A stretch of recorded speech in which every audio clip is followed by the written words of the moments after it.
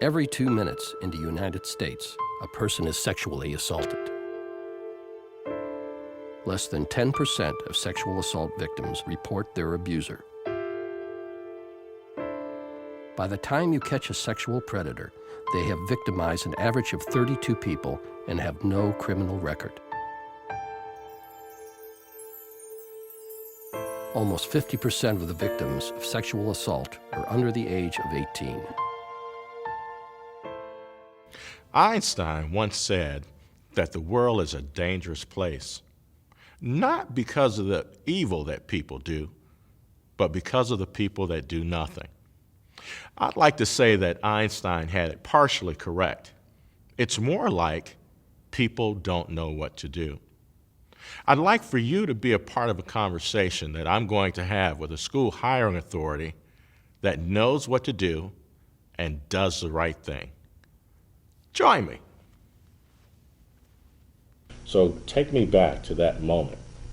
Due to a tragedy in the school, there was an opening that came up in the summertime, which is not the ideal time to find the highest quality niche teachers because they're typically ensconced in their own schools. Mm-hmm. So we had to go through a search entity that we paid. Their job was to vet and to bring us top quality candidates. So we trusted them to bring us candidates.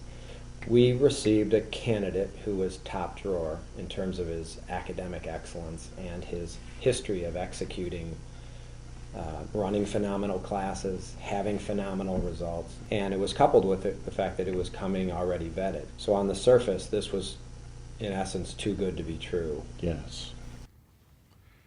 Too good to be true.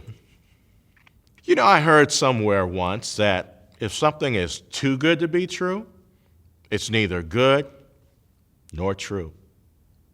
Malcolm Gladwell, in the book Blink, tells us that we have to pay attention to our gut feeling. So let's give you a try and see how good you are. I want you to tell me, if you will, what's wrong with this phrase.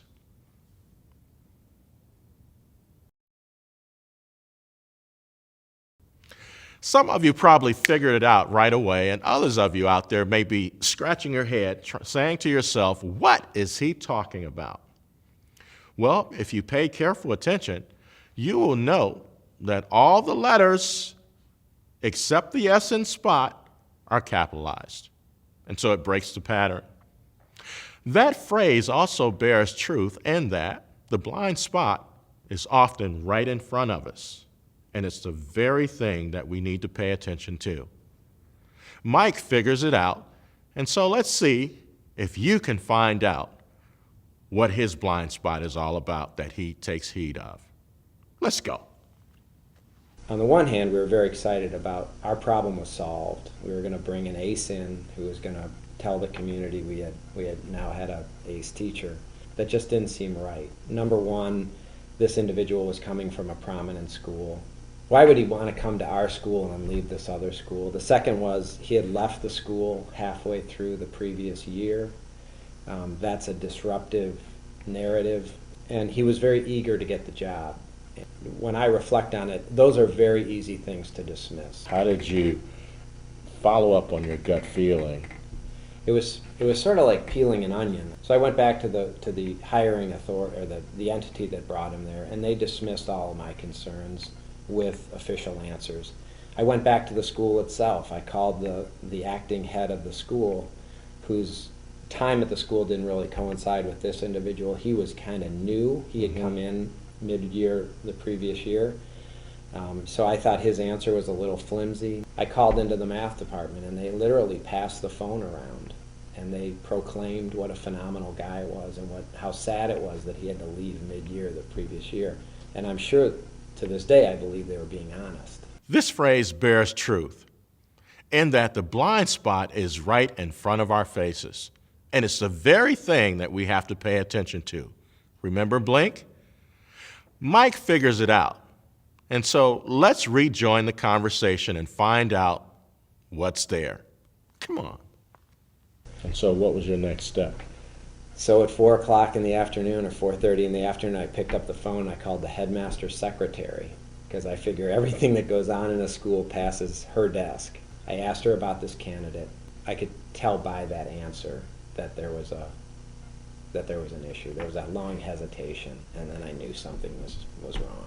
So I asked her the question, explained to her the situation I was in, and if she were in my situation, would she ever hire him?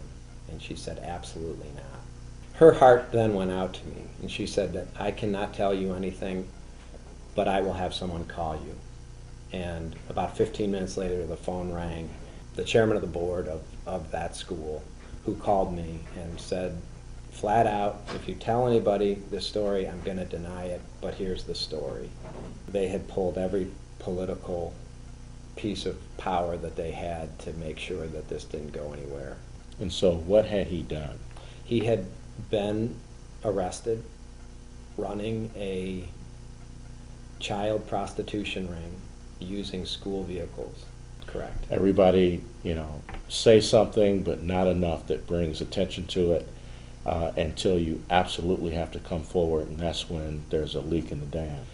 Exactly. It's crisis management, focusing on the institution, not focusing on the victims. When we catch a perpetrator, predator, pedophile for the first time, they have victimized on average 32 people, and they have no criminal record.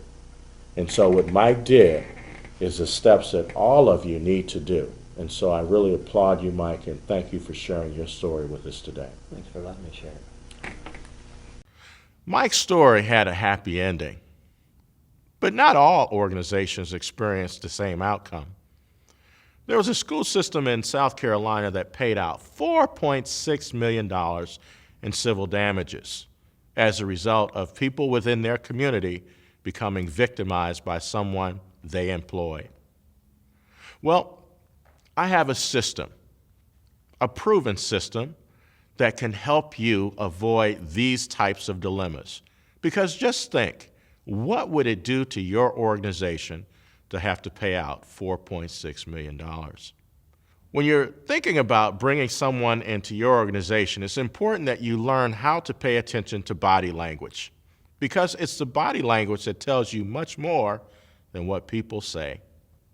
Paying attention to silence, because it's in the pregnant pauses that we get a lot more information. Disruptive narratives are those things that represent a break in a person's lifestyle.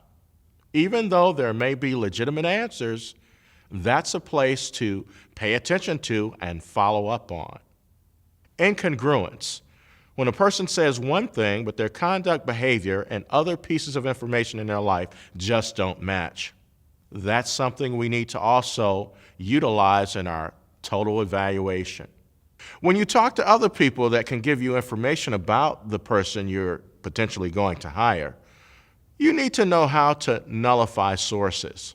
And that is when someone is not qualified to give you information that's legitimate, or because they don't know that person as well as they should.